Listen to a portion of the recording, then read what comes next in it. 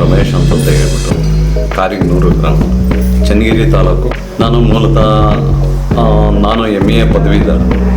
ನಂತರ ನಾನು ವ್ಯವಸಾಯಕ್ಕೆ ಬರಬೇಕು ಅಂತ ಹೇಳ್ಬಿಟ್ಟು ವ್ಯವಸಾಯಕ್ಕೆ ಬಂದೆ. ಆಮೇಲೆ ನಾನು ಒಂದು ಸಣ್ಣ ಉದ್ಯಮನ ಯಾಕೆ ಸ್ಟಾರ್ಟ್ ಮಾಡಬಾರ್ದು, ಮೌಲ್ಯವರ್ಧನೆಗೆ ಹೆಚ್ಚು ಒತ್ತು ಕೊಡಬೇಕು ಅನ್ನೋ ಒಂದು ನಿಟ್ಟಲ್ಲಿ ಆಲೋಚನೆ ಮಾಡಿ ಮೊದಲು ಈ ಮೆಕ್ಕೆಜೋಳದಿಂದ ಸೈಲೇಜ್ನ ರೆಡಿ ಮಾಡೋಣ ಅಂತೇಳಿ ಒಂದು ಪ್ಲ್ಯಾನ್ ಮಾಡ್ಕೊಂಡು ಒಂದು ಉತ್ತಮವಾದ ಆಹಾರನ ನಾನು ಪಶು ಆಹಾರನ ಕೊಡಬೇಕು ಅನ್ನೋ ಒಂದು ಉದ್ದೇಶ ಇಟ್ಕೊಂಡು ತೆನೆ ಭರಿತ, ಹಾಲು ಭರಿತ ತೆನೆಗಳನ್ನು, ಅದು ಕಾಳನ್ನ ಟೆಸ್ಟ್ ಮಾಡೋದು ಹೆಂಗೆ ಅಂತಂತಂದರೆ ಕಾಳನ್ನು ಇಳಿಸಿದಾಗ ಗಟ್ಟಿ ಗೀಬನಾಲ್ ಥರ ಬರಬೇಕದು.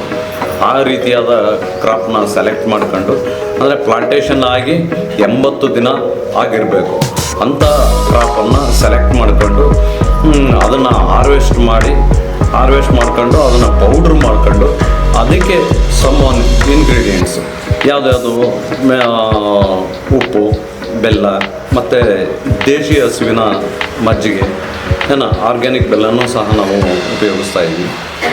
ಅದಲ್ಲದೆ ಕೆಲವೊಂದು ಮಿನರಲ್ ಮಿಕ್ಸ್ಚರ್ಸು, ಆಮೇಲೆ ಆರ್ಗ್ಯಾನಿಕ್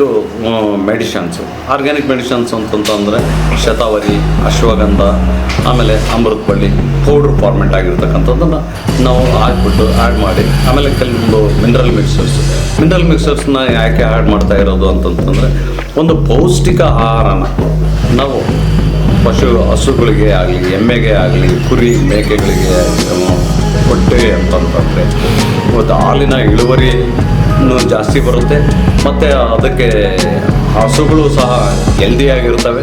ಒಂದು ಸ್ಟ್ರೆಂತು, ಹಸುಗಳು ಹೆಲ್ದಿಯಾಗಿತ್ತು ಅಂತಂತಂದರೆ ಹಾಲಿನ ಇಳುವರಿನೂ ಜಾಸ್ತಿ ಆಗುತ್ತೆ. ಅದೇ ರೀತಿಯಾಗಿ ಕುರಿ ಮೇಕೆ ತೂಕನೂ ಜಾಸ್ತಿ ಆಗುತ್ತೆ, ಹೆಲ್ದಿಯಾಗಿರುತ್ತೆ ಅನ್ನೋ ಒಂದು ಉದ್ದೇಶ ಇಟ್ಕೊಂಡು ಈ ರೀತಿಯಾದ ಕೆಲವೊಂದು ಮಿನರಲ್ ಮಿಕ್ಸ್ಚರ್ಸು, ಆಯುರ್ವೇದಿಕ್ ಇಂಗ್ರೀಡಿಯೆಂಟ್ಸ್ನ ಎಲ್ಲ ಹಾಕ್ಬಿಟ್ಟು ನಾವು ಒಂದು ಒಳ್ಳೆಯ ಉತ್ತಮವಾದ ಆಹಾರವನ್ನು ತಯಾರು ಮಾಡ್ತಾಯಿದ್ವಿ. ನಮಸ್ಕಾರ.